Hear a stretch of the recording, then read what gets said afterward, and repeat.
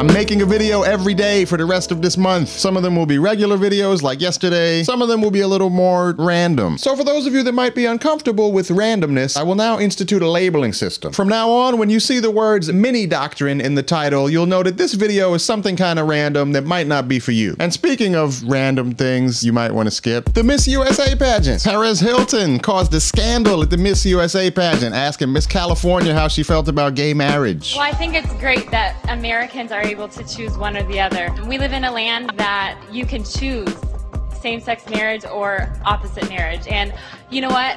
In my country and in my family, I believe that a marriage should be between a man and a woman. No offense to anybody out there, but that's how I was raised, and that's how I think that it should be between a man and a woman. Thank you. Watching that clip raises a lot of questions for me. Questions such as, why do beauty pageants still exist? This whole ritual just seems so out of place to me in 2009. It feels like watching a Renaissance fair. My Twitter friends pointed out that beauty pageants are a leading source of scholarship money for young women, which is something, but I mean, if that scholarship's coming along with such crazy messages about how women are supposed to be valued, that's kind of like we're pulling you up as a reward for letting us push you down. Do you really come out ahead at the end of that? It's like a patriarchal, metaphysical conundrum. But in the meantime, right-wingers across the land are already heralding Miss California as their new champion, the Joan of Arc and/or Joe the Plumber of the anti-gay marriage movement. And on the surface, I guess that does make sense, but I don't know. When I take a closer look at her answer, I start to wonder what side she's really on. Like, for example, most people in her position, when they talk about heterosexual marriage, they just call it normal marriage or regular marriage, but she didn't do that. She called it opposite marriage. Do you see what she did there? She struck a blow against heteronormative nomenclature. And she started out her answer by telling us how proud she is to live in a land where everyone can choose what kind of marriage they want. Now, of course, that's not true about this land that we live in, but she never said she was from this land. Do you see where I'm going with this? My theory is that Miss California comes from another land that exists in the future, a land where she's free to have her personal religious beliefs without them being legislated on anyone else. Perez Hilton, listen to me. All you need to do is go to Miss California and tell her that she's been teleported back to present-day America without her knowledge, and she will join your side. She will lead you to victory, and then you can fix her flux capacitor and send her back home to the future.